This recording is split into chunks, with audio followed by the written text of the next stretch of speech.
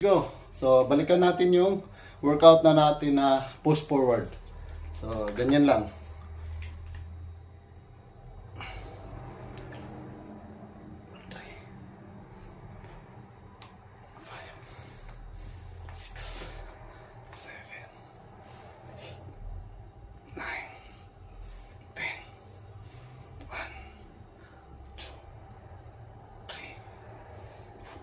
Paganda sa ating mga shoulder yan.